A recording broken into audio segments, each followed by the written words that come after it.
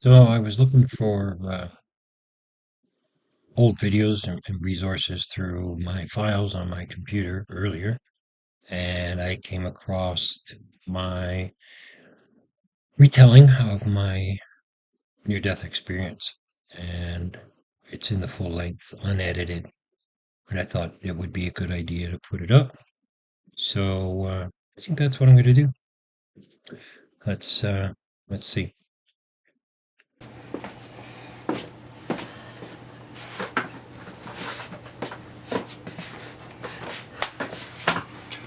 Hi everybody, my name's Alan R. Stevenson and this is Being Back Again. Just a little quick explanation of being back again. The being is being in a spot, in a place, and it also and predominantly and primarily goes to the being, which has a state of being, which is being in another place. So that's the take on that, being back again. Now the back again part has to do with the fact that on February the 26th, 2010 at 9:25 in the morning, during a snowstorm on a city bus, I died of a heart attack. It was a hard, I shouldn't say a hard day, but it was definitely a unique day. One that very few deal with or come back from in a state of being better. I've always said and always tell people that I died to learn how to live, and that's the premise of what being back again is all about. So this is not a downer, not in any way, shape, or form is this video meant to be about downer. My whole life's goal, and as we discuss things further through, I'm going to bring up the fact of what actually happened. The coming videos are more or less of the lessons that I'm trying to help people with. I've already managed to work with an awful lot of people to help them realize and understand some finite things that we take for granted, that we just don't have a clue about with life, about life and how to live properly. Am I anybody's guru? No way. I'm not anybody's guru. I'm basically doing what I am meant to do, the task I was given. So first, what I want to do is I want to go back to that frosty morning of February 26th, 2010. But we have to back the truck up just a little bit, because the heart attack actually started a good 3 days prior to that morning. Life was in a little bit of a rut, stressful, and things had piled up a little bit on me. But I just gone through a two relationships that just didn't work out. My 20-year marriage to my wife, we had parted our own ways on good terms, and we get along better now than we ever have. So that was good. Then a second relationship after that had failed, and I, for the first time, really found myself on my own, trying to chart life, trying to chart a path and a course for myself. So that was where it was difficult, and most people are in the exact same boat. So this is one of the reasons why I'm doing this. There are other reasons which we'll get into in a bit, but that specific morning, I got up and I was not feeling well. I wasn't feeling well at all. For 3 days, I had what the average person would consider, and I did as well, would consider like an indigestion, not really necessarily a chest pain predominantly, but something located just a little bit below, at the base of your breastbone is really where it starts. And if it does persist, you gotta get in and get it looked after. But there's that side of us that goes. It ain't me, man. It ain't happening to me. It is not going to happen, and it ain't today. That just isn't happening to me. And this is where our ego really gets in the way of us being able to look after ourselves, you know. So, that morning I got up and I had to get out quite early when it was still actually dark out. Actually, no, that morning wasn't an early morning at all, because yeah, it was light out. Stopping back and thinking here.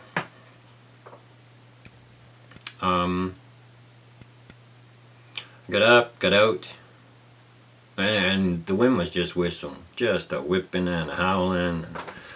And I opened up the inside door, and it just blowing and snowing like crazy, man. Couldn't even see the street from the door. It was blowing so hard, and I was laboring. I was in full distress at the time. I remember quite vividly. My younger brother, who I was living with at the time, we had a bit of a falling out. So, an argument. I guess that's the best way to put it. We had a full blown argument, which was unfortunate. But most things that happen, you know, when you rub personalities together, and sometimes occasions like that happen. But things like that is one of the things that we're going to be handling down the road in future videos. Things that I'm going to bring to you. You know what? I should have gotten busy at this long time ago. But anyway, I got dressed. And I layered up. I had to layer up. I knew I was going to have to layer up because I had a bit of a walk to get to a bus stop to catch the bus over, the city bus over to work. But it was a good 5-6 block walk to the bus stop. So I was a little bit apprehensive, and I started to think, okay, well, maybe I'm pretty upset and uptight about, one, the argument, and two, the fact that I got to walk my butt through all this horrific weather, and I knew it was going to be a bit of a challenge.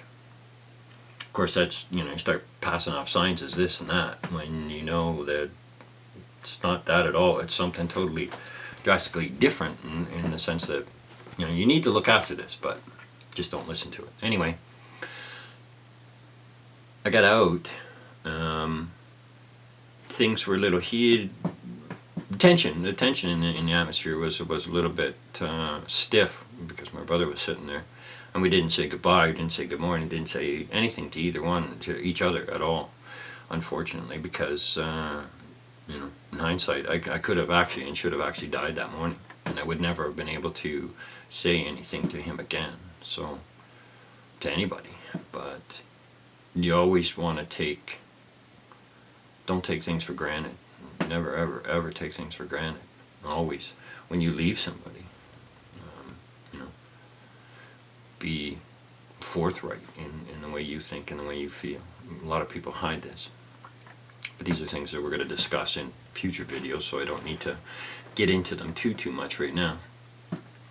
So I got out after putting on the boots and layered up my sweaters and put my winter coat on and pulled my gloves and my hat on. And I was having a hard time. I was having a hard time just doing that. So, you know, it was frustrating because my mind was scared, was fearful, was worried.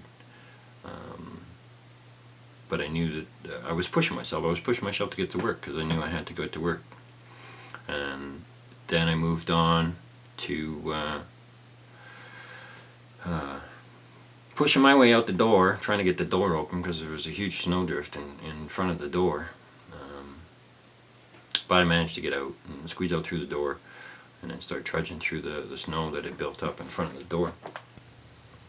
Got down onto the sidewalk and street. And I had to keep my head down, but just from the house that I lived in at the time was actually not too far away. It was, I mean, between our house and the major street that I had to get to walk down. It was probably set back, I'd say 10, maybe 12 houses from the main intersection there. So it wasn't too far a walk, and by the time I hit the corner, I was already in real trouble. So, and it felt like heartburn, it felt like indigestion, heartburn, whatever you want to call it. And there was a store just down around the corner. So I went in there and I grabbed a pack of Rolaids and I put one in. And I'm standing there, and actually I was standing there totally in like a daze, real foggy daze. I was in horrific pain. I grabbed the Rolaids and the guy behind the counter, I knew him because I've been in there often enough. And of course he goes, you look like hell, But it was, chalking up to the weather and whatnot. So I opened up the Rolaids right away, and I took one and chewed it up. And that seemed to make things worse. I didn't really get any relief whatsoever. So I headed back out because I knew I had a specific time to get down to the bus stop, to catch the bus. And I was pushing and going through the snow, and it was less than half a block with another 4 or 5 blocks to go after leaving the store, and I couldn't lift my feet up out of the snow anymore. I was so in distress from the pain and lack of blood flow, because my arteries was closing off quickly, already pretty significantly as it was. I had 4 blocks left to go, and a little bit of open spaces here and there, which made it hard because the wind really was blowing and whipping and swirling around like crazy, swirling the snow that had already fallen, let alone the snow that was still falling. Then I got down to the bus stop, and I came to a stop. And when I did, the pain seemed to go away, and I seemed to be okay. And inside, emotionally and mentally, I felt okay. I'm good. Maybe the Rolaids did its job, and I'm back on the road to being okay. So I was looking around and waiting. I knew the bus was probably going to be late because of the snow. The plows hadn't been out. Sanders hadn't been out. Salt, nothing. There was nothing. It was just, it was piling up something fierce. This was maybe, I would have to say 10 after 9, quarter after 9. Maybe a little bit more. And then the bus had finally gotten there a good 10 minutes late, because I believe, if I remember correctly, it was supposed to be past that stop there at about 10 after 9 in the morning. It didn't actually reach there till about 9, well, it was after 9:20. Yeah, it was after 9:20. So anyway, I get on the bus, and I pull the change out. I had my change actually in my glove. Pulled it out. I dropped it into the coin holder, and the bus lurched. And as soon as it lurched, everything changed. Drastically changed. I had actually started a dying process at that point. So it was not scary, sitting back and thinking about it and feeling everything now, reliving it totally. It's probably more scarier now than it was then, but because a very calming, serene, a calming state comes over you. It's that anesthetician chemicals, that are pushed out into our bodies and that to anesthetize us just enough to calm out and chill out and mellow down a bit. But I sat down, and I knew mentally I got a little bit hyperactive because I was quite concerned. But concern and worry sounds like they go together, but it's not. It was trying to mentally sort through what was happening, what was going on.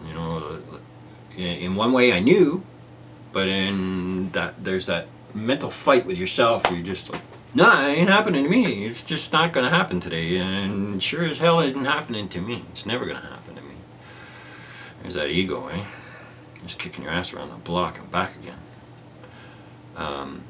So I sat down. I sat down behind the bus driver, the black box area behind the driver, and then I sat just behind that. And at that point, I become diaphoretic. Diaphoretic means profusely sweating. That's what diaphoretic means, for those of you who don't know.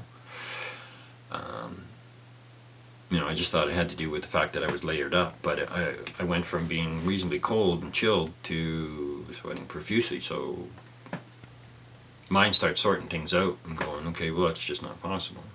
But just to lift my hand up after I managed to try and pull my hands out of the gloves, and I had such a hard time just doing that.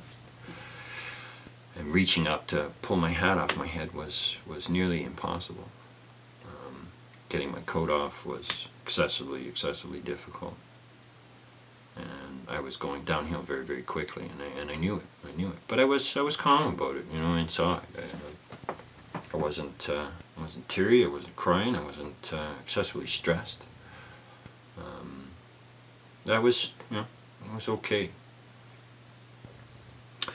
And I was sitting down while doing most of this, and then the first thing that started going through my mind is that as I was heading downhill, and very, very quickly, I thought, that one side of my brain really, or that one side of my mind, consciousness had really taken control and screaming inside my head, you have to do something. You have to ask for help. You have to ask somebody for help if you want to live.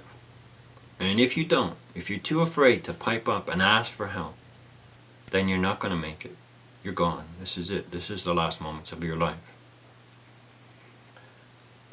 So I was leaned a little bit forward with my hands on the seat of the bus, and had my feet out, tilted a little bit, so my heels were just sitting in the alleyway there. There wasn't that many people on the bus. There was 6 or 7 more other people, and I looked up at the mirror, and the bus driver was looking at me already, and I didn't notice it.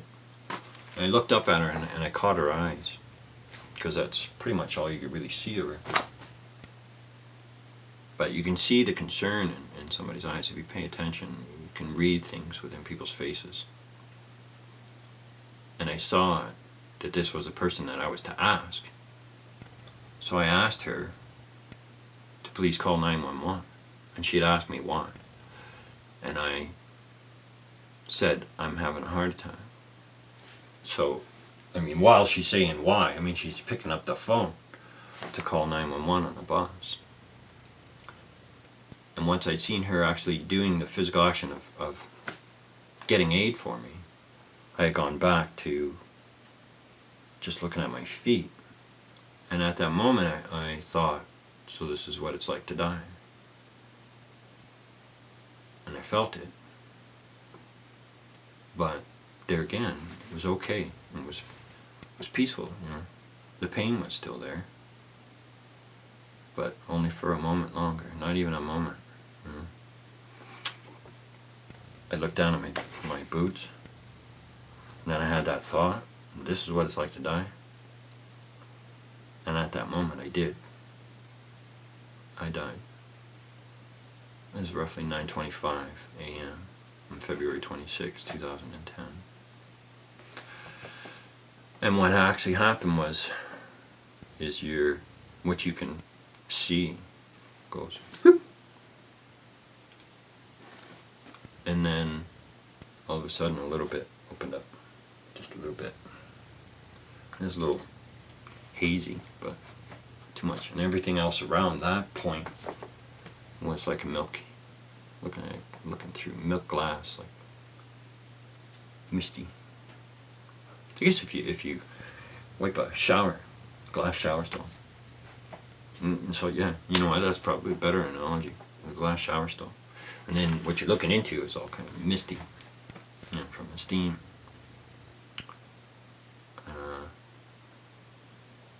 And then at that point,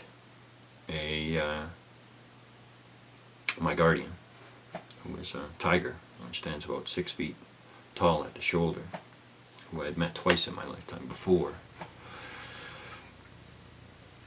steps onto the bus in a snowstorm. So I thought, well, this is a little odd. It's a little odd, but I know who he is, so it's okay. And he walked up to me, looking at me, and nuzzled his head into my face. But not my physical face. Not my physical face. That's the face of who and what I actually am. It's just, we'll get into talking about later. And at that point, he pulls back and he says, "You're about to die." And I'm thinking like, oh, yeah, no shit. But it was a serene sense. I mean, as soon as I died, the pain was gone. And I was in quite a loving, blissful state that there was no fear. There was no anxiety about what was happening. There was no nothing. Other than the joy, the love, the sense of it's okay. It's okay. So he pulled back and said that to me, that I was going to die, and then turned his head to look, and what I could now see, and it just kind of came into view, was the inside of the bus on the other side, the windows. And he showed me several pictures on that glass and that little bit of area that I could see. And he turns and he looks back at me and says, "If you choose. If you choose." And not verbally speaking, but it was a mind-to-mind link. And I looked down once again at my feet, and of course I could see like 4 feet, and do your hand bit, and you see 2 sets of hands and whatnot. So I said to him, when I looked back up, I said, so I get a choice. And that's when he looked at me and said that everybody gets a choice. You all have a choice. We all have a choice. We all have a choice to make. So yes, you're given a choice, and the choice is yours. There's no judgment passed either way. Whether you want to stay here with me and go with me, or go back and live your life, live a physical life. So I stopped and I thought for only a brief moment. It wasn't too long. And I looked down and looking around a little bit, and I seen, kind of like that shower misty thing, but it was cast in a nice bright light, not overpowering light by any means, but well lit. And I looked up at him and I said, I want to live. I choose to live. In which case he said, okay, now you have a task. And you have now become, with that choice, you have now become what we refer to as a seed planter. And what are seed planters? There's many of them. There's many of them today. And I'm going to do another video on seed planters and what seed planters actually are. So I won't get into that now and during this video here. But I was taken, and this is I have to back up just a little tiny bit because I have to explain time now. Because time is something that man made. Man created time to measure distance, and it was the distance of the sun from one horizon to the other horizon, and that was time. Time is actually more the distance that light will travel in a year. So you have light years, and you on and on. From 12 o'clock noon till 3 o'clock p.m., well, that's a measurement. It's a measurement of activities and different things that happen. I'll get more into that. I'm not going to. One of the reasons I've really gotten going at this today, and I guess what we'll do is we'll finish talking about my death scenario anyway. Time runs this way, so it's like 7 o'clock in the morning, 8 o'clock in the morning, 9 o'clock, 9:25. Oh, you died. You're dead. And I went this way, and this way, and this way, for about what it would be a day's worth of activities. You know, if you stop and you think about your life and everything you do in a full day's 24-hour period, or the 12, 16, 18 hours that you're up, activity, that's kind of what it was about like, because they showed me an awful lot of stuff. I was taken to a new area. It was not a case of where I got up and walked and went anywhere, but I was taken to a new area, and they had showed me an awful lot of stuff. And Tiger was not the only one there. But I went this way for a day, and when I actually came back to life, it was only 10 minutes later here in the physical world. Just a quick, brief touch on physical reality and that dimension. That dimension is actually intermixed within this physical reality in which we live. Best analogy I can paint for you is a glass container, glass cube, fill it with smoke, and the smoke is the other side, the other dimension to which we come from and to which we go back to. The physical world in which we live this life in is the glass cube, obviously. So, you know, I come back 10 minutes later here, but I spent a whole day. I'd spent a whole day over there. They showed me an awful lot of stuff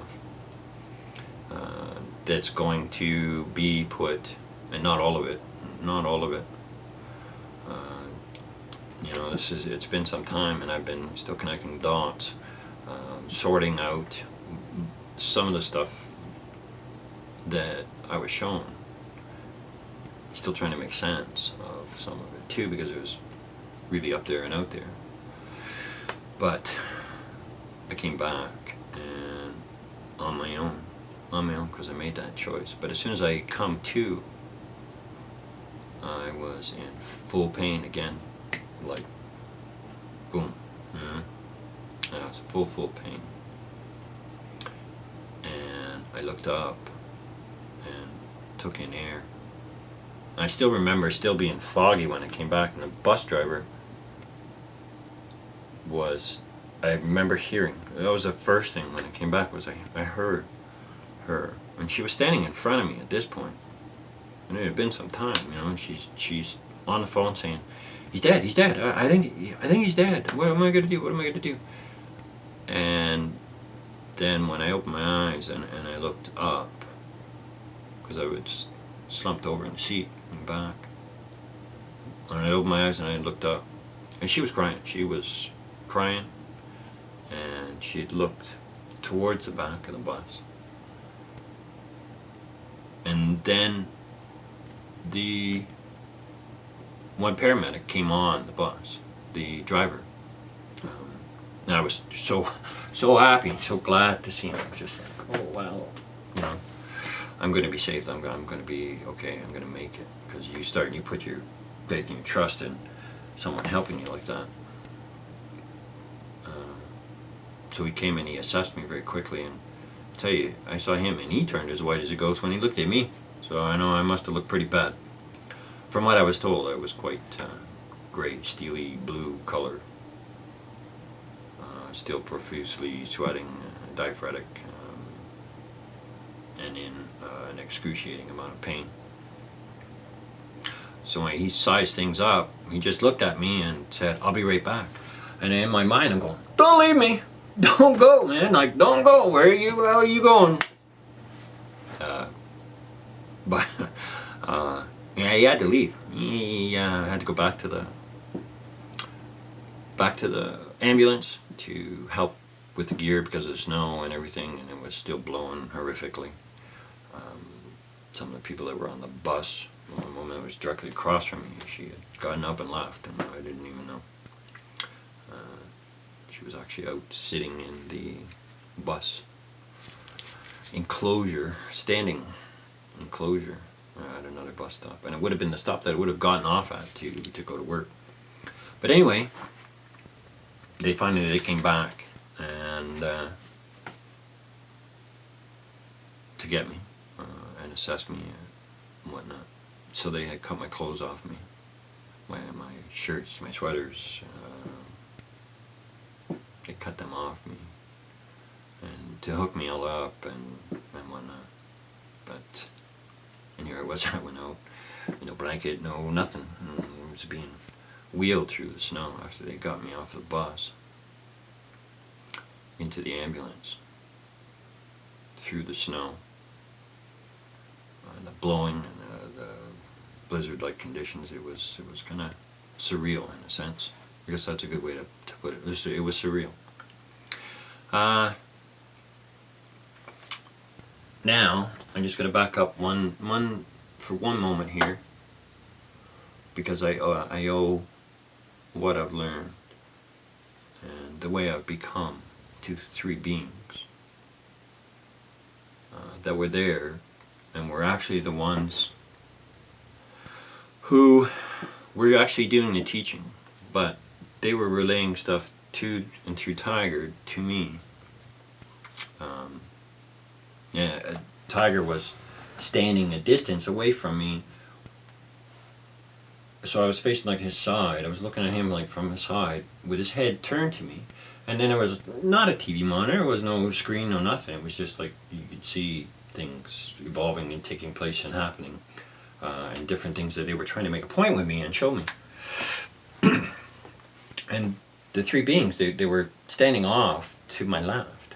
And if you've ever looked up at a nighttime sky and seen a very faint star, and then when you look directly at that star, it disappears. But then when you look a little bit away from it, you can see it. But then when you divert your eyes back to it, it disappears again. And this is what these three beings were like. Because every time I went over and to look at them, they were gone.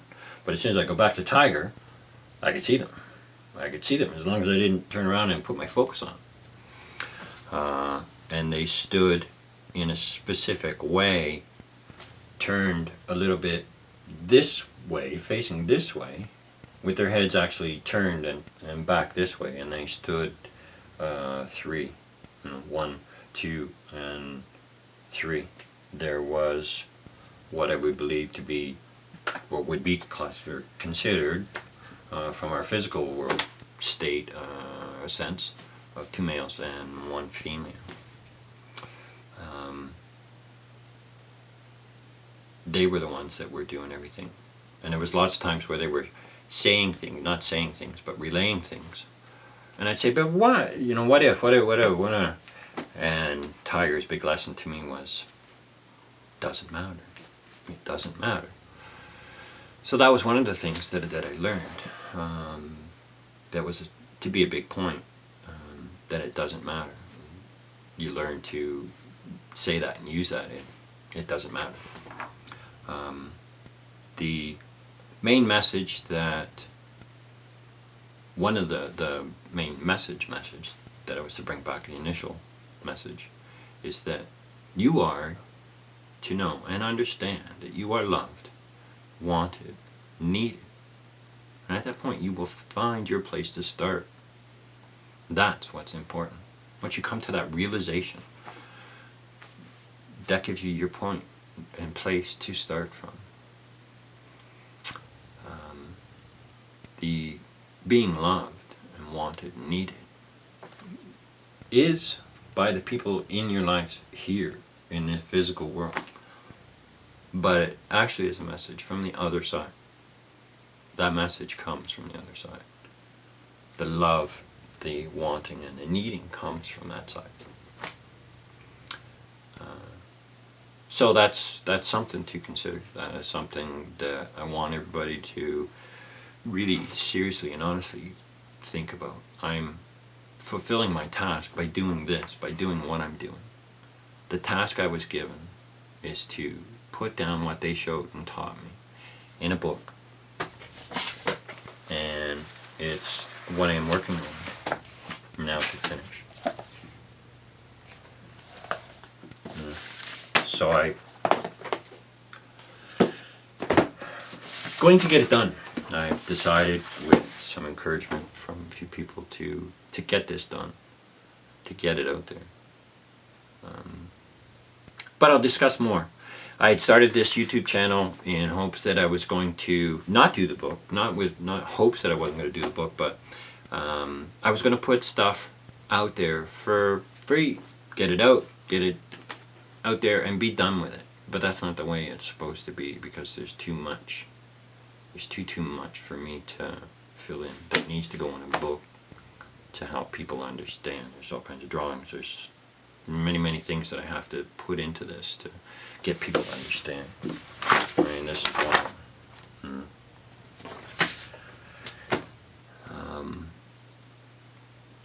But anyway, so we're going to do some more videos. We got upcoming videos on beyond 2012. That was one of the reasons why I put a lot of this off, is that so many people were preoccupied with what was the end of the world coming at 2012, because I've been asked so many times about it. Did I know? Yeah, in a way. I knew what was going to happen, but I also know what is actually happening. So that's something we'll discuss. Now, the next video that we're going to do is beyond 2012, or life beyond 2012. So we're going to do that, and I don't know whether I'm going to combine that with time for design, and that is designing your life and designing things. Getting back to that, finding that spot to start from and moving forward. Okay, so ciao for now, and we'll talk to you soon. Thank you so much for watching.